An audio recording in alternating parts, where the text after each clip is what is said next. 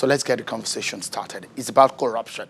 And so the word is that there is a gang up, or there was a gang up, if it still exists. So the chairman of the Presidential Advisory Committee Against Corruption, Professor Itse Sagay, is accusing the 8th National Assembly of being a wedge in the wheel of the federal government's fight against corruption. Professor Sagay was speaking after members of the committee met with President Muhammadu Buhari at the State House in Abuja today. He says recoveries of up to 1 trillion naira was made locally from looters, while the fight against corruption is on course. I'm happy to say that the capacity of corruption to fight back has been reduced with the expiration of the life of the 8th Assembly, because that is where the main opposition to this government was constituted, main opposition to the fight against corruption. That was the center. And at that stage, at that time, it did not depend on which party they belonged to. They all ganged up together against the fight against corruption and did everything they could to frustrate the government and ourselves in this fight. You heard Professor Itse Sagay. So what do you think about it? So 8th Assembly, the wedge in the wheel of progress of fighting corruption, is that the state of things? What do you make of it? How far has the issue of corruption and its fight being under President Muhammadu Buhari? And it does look like the president has realized also that there might be some kind of corruption in the cost of running government. So he says his eyes are going to be also on the cost of governance. Let's get talking, everyone. Shall we? Grab a seat. Let me introduce my panel to you tonight on the program. I have joining me Mr. Emmanuel Anyaegbunam and also Mr. Daniel Bwala. Both of them are lawyers. Mr. Anyaegbunam is an expert in issues of parliamentary policy and drafting. Thank you so much, gentlemen, for coming on tonight. Let me begin with you, Mr. Anyaegbunam. Do you agree with Professor Sagay that the 8th Assembly was an opposition to this government in the fight against corruption? He did say there was a gang-up in the 8th Assembly in the fight against corruption. Well, he made a statement that was not specific to my own understanding, because if he had actually said the particular instance and what they did as a gang-up against the war against corruption, one would have expected that, because in the course of that 8th Assembly, there were some critical bills, like the audit bill and the proceeds of crime bills that were sent for assent, which we expected that would have been prioritized by the government to strengthen this war against corruption, because at the instance of all we are saying is public financial management. We are still having leakages, because look at the issue now of how many million in an INEC office. Every other day you hear these billions running around. So, and in the end, you will not see an audit report or review of what happens. So in that extent, if whatever happened, had it been, he had specified instances and critical areas where that 8th Assembly was found wanting in the war against corruption, because he said it was a gang-up against the government action. So one would have appreciated a definite issue where the 8th Assembly constituted itself as a bulwark against corruption. That is my own take on it. But all the same, like I said, are critical bills which were sent for the president for assent that would have helped us a very long way as policy support instrument. They are still awaiting assent of the president. So that is my stand. Mr. Bwala, do you agree, or what's your take on the 8th Assembly being in the wheel of progress of fight against corruption, according to Professor Sagay? Do you agree with what Mr. Anyaegbunam said? No, I agree perfectly with what Professor Sagay said, because I can readily give an example to Mr. Anyaegbunam, like the fight by the 8th Assembly to take the NFIU away from EFCC, knowing that it plays a pivotal role in financial intelligence sharing with the rest of the world. And even though in a larger conversation, one can come to the agreement that there may be need for them to take the financial intelligence unit from EFCC, but the manner in which it was hurriedly done and mischievously done was a clear-cut example of resistance to the fight against corruption.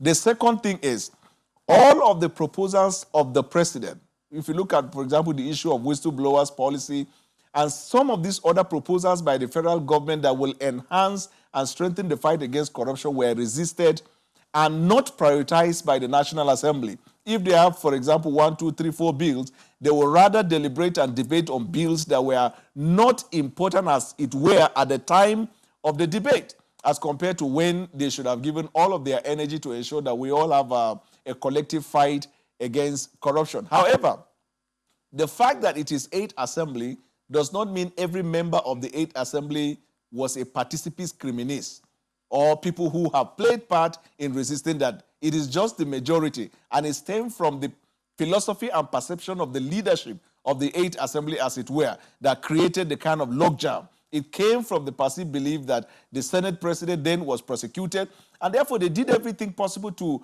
whittle the power. Look at the confirmation of the chairman of EFCC. They did everything under the heavens to resist that at the time.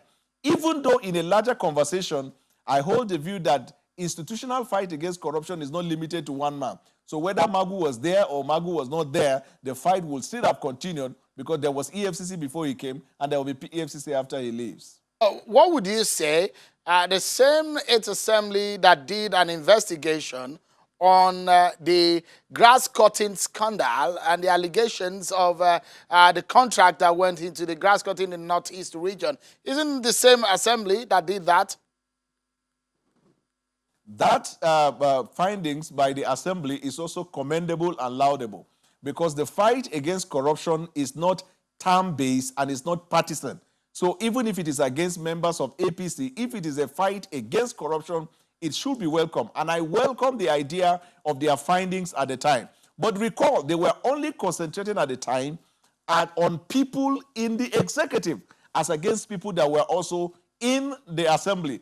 Take, for example, when the president of the Senate was dragged to Code of Conduct Tribunal, you remember that they were shutting down the National Assembly to show solidarity to him. So his personal interests superseded national issue as at that time. So you cannot throw the baby with the bad water. That's not to say they didn't do some things that could be commended. But I think that Sagay is saying, when you look at it holistically, in summary, the 8th Assembly resisted the fight against corruption, and I believe it honestly. Mr. Anyaegbunam, come back into the fray, if you might, please, and give us a sense of what do you think the executive did and did not do in the well, let's say in the last 4 years, in the real sense of it, in the fight against corruption. Was there a real fight and a serious fight against corruption from your own point of view? Well, basically, when we said that there was an issue to fight corruption, and which was on course, but in the execution threshold, like I said, if we get our administrative setting as institutions the way they will be, the issue of EFCC chairman by the Senate then confirmation, the report came from an executive agency against him, not basically that of the Senate. We should bear that in mind. It's another agency, the DSS report, which they acted on. Then definitely, like I said, if we are on this war against corruption, we should be able to strengthen our administrative pattern that internal audit, external audit, and the basic cycles of checks and balances, including up to this hour, we have not been able since 2007 to inaugurate Public Procurement Council. Fiscal Responsibility Council is not there. So all these are collective issues which will come up. Apologies, Mr. Anyaegbunam. Let me come in quickly. Apologies to butt in.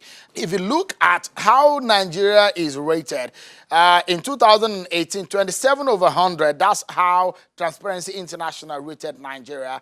Not so, perhaps 120-something over 144 countries of the world, that's how they rated us on the perception index globally.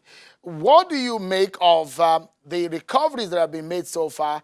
Over 1 trillion naira, that's what Professor Itse Sagay calls it. Well, the issue is that the recovery funds, as he has said, the transparency rating of the country is not heartwarming. That is just all we will say. Like we have seen this volume of money in Zamfara. In normal administrative process, there should be authority to incur expenditure and who disperses expenditure. And where we are in a regime of electronic transaction, seeing funds of this level and having said so raise a lot of questions. And then, like I said, if we have a proper administrative check, somebody will be responsible for moving this volume of money and must have assented to it.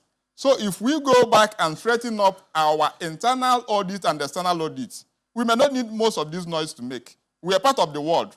We are a civilized world in the 21st century. So I think we have come to a level where we will be able to strengthen our public administration, take responsibility, and then let there be transparency. Every money will come into what? The Federation account by Section 162 of the Constitution. And then from consolidated revenue, disbursed. And then at the end of the financial year, we will have an audit report which will review our transaction and then check leakages and others. And if Mr. Anyaegbunam, my question in essence is that, do you think, based on the perception from, for example, Transparency International, do you think there is a perception of the real fight against corruption under the Buhari government?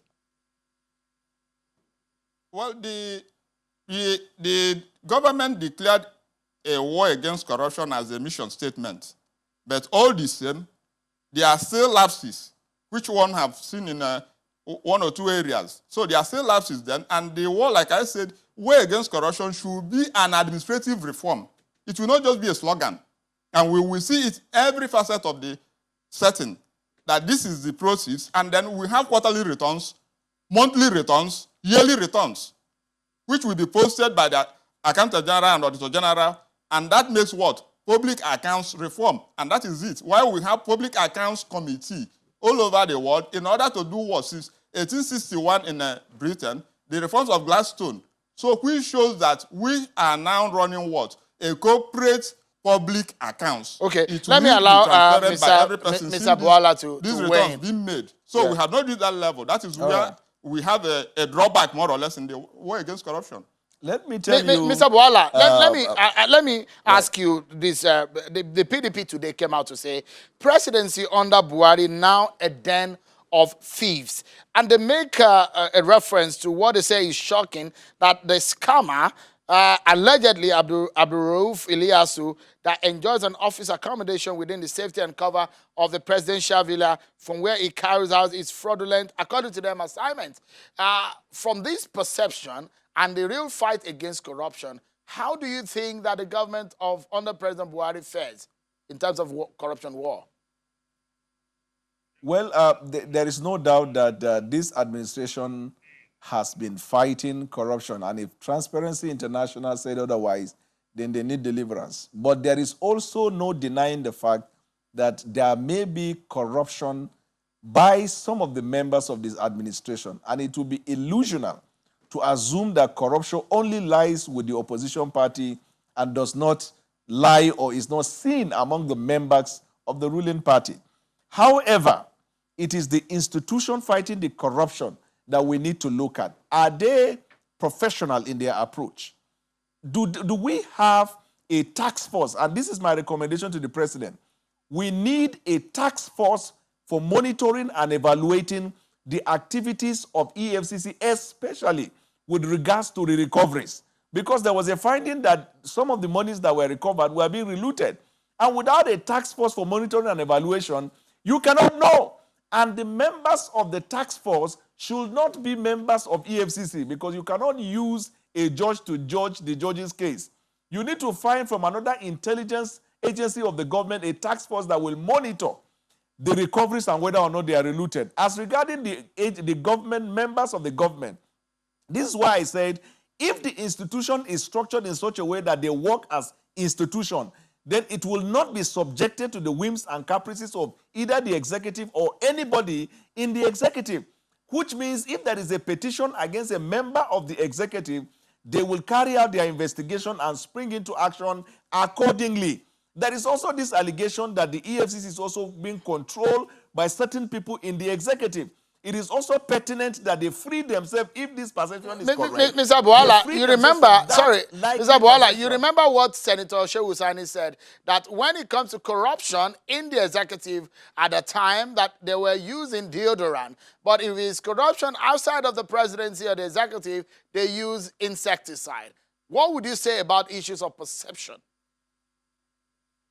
Well, that statement by Shehu Sani is partly true and partly not true. Partly true because there are individuals that people have pointed accusing fingers at, and one would have expected that EFCC would make official statement as to whether or not investigation has been carried out and they are not guilty or they are not alleged to have committed the offense. Partly not true because when you see the successes of EFCC across the length and breadth of Nigeria, it would be illusional to say that they have not been fighting corruption. Remember, 2 governors that were convicted not long ago are members of APC. And there are, on recent time, members of APC being busted by EFCC and being prosecuted. So it is partly true and partly not true. And it is my dream and desire that the institution be severed. You take it away from any appearance of executive influence so that they operate and function as an institution, not under the whims and caprices or even the leader of that institution. But it will be based on a framework that works, whether soldier come or soldier goes. And then we will know that this is how things work. Well, I thank you so much for your thoughts and the insight tonight, both of you. So experienced lawyers in your own right, Mr. Emmanuel Anyaegbunam and Mr. Daniel Bwala. Thank you so much for your interventions on very critical matter that we'll discuss tonight. Thank you so much for your time this evening. Well, that's our show for tonight. I hope that you got something out of it. Thank you so much, everyone, for watching. I'm Sean Kimale. Bye-bye.